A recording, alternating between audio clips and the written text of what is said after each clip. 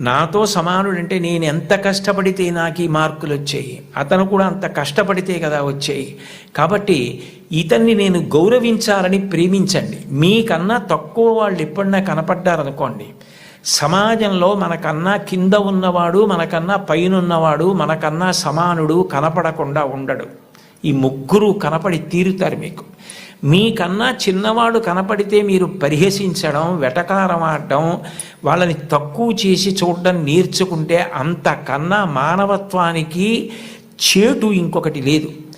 మనకన్నా ఎవరైనా తక్కువలో కనపడితే వాళ్ళు వృద్ధిలోకి రావాలని మనస్ఫూర్తిగా భగవంతుణ్ణి ప్రార్థించాలి. వాళ్ళు గౌరవింపబడాలి అని కోరుకోవాలి. అంతేకాని తక్కువ చేసి చూడడం అన్నది జీవితంలో ఎప్పుడూ నేర్చుకోకూడదు. నీ తమ్ముడైతే నీ తమ్ముడికి ఒక్క మార్కు తక్కువ వస్తే వాడికి రావాలని ఎలా కోరుకుంటావో, నీ కుటుంబం గదులు ఆ గోడలు పోతే అది పెద్దదైతే అది సమాజం అవుతుంది. నువ్వు ఇంట్లో ఏం నేర్చుకున్నావో అదే రేపు సమాజంలో నువ్వు అమలు చేయగలుగుతావు.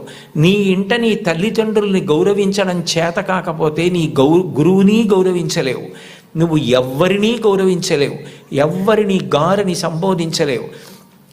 ఎంతటి మహాత్ముడు కానివ్వండి, ఆయన్ని ఏకవచన ప్రయోగం చేసి వాడు వీడు అని మాట్లాడడం అలవాటు అవుతుంది. మన ఎదురుగుండా ఉన్నారా లేరా అని కాదు, పెద్దల గురించి మాట్లాడేటప్పుడు గౌరవంగా సంబోధించి మాట్లాడడం. పెద్దల పట్ల మాట్లాడేటప్పుడు మనం అనవసరంగా విమర్శించడం మర్యాద కాదు.